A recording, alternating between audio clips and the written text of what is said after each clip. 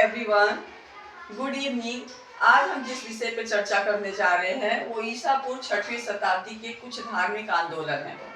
इन धार्मिक आंदोलन का उदय ईसा पूर्व 6वीं शताब्दी में मध्य गंगा की घाटी में हुआ और इनमें लगभग 62 ऐसे संप्रदाय थे जो उदित होते हैं या नए संप्रदाय के रूप में उनका आगमन होता है। इसमें सबसे प्रमुख आपके जैन धर्म और बौद्ध धर्म के संप्रदाय थे।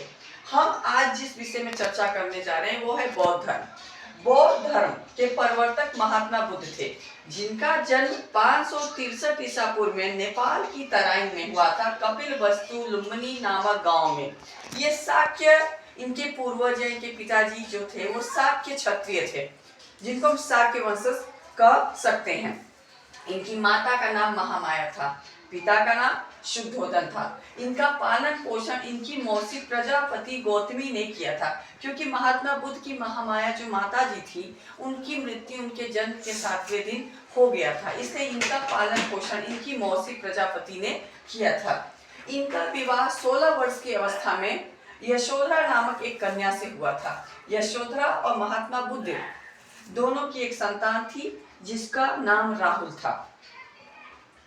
इन्होंने 29 वर्ष की अवस्था में गृह को त्याग दिया था। गृह त्याग करने का भी एक मेन उद्देश्य ये था कि ये जन्म मरण दोनों की प्रक्रिया से मुक्त होना चाहते थे। वो साधन पहचान करना चाहते थे कि बार बार हम दुख क्यों झेलते हैं, हम बीमार क्यों होते हैं, हम वृद्ध क्यों होते हैं, क्यों ना हम मुक्ति को प्राप्त करें। इस मुक्ति को प्राप्त करने के उद्देश्य से इन्होंने 29 वर्ष की अवस्था में गृह को त्याग दिया था और जिस गृह त्यागने को हम महावीर निष्क्रमण के नाम से जानते हैं।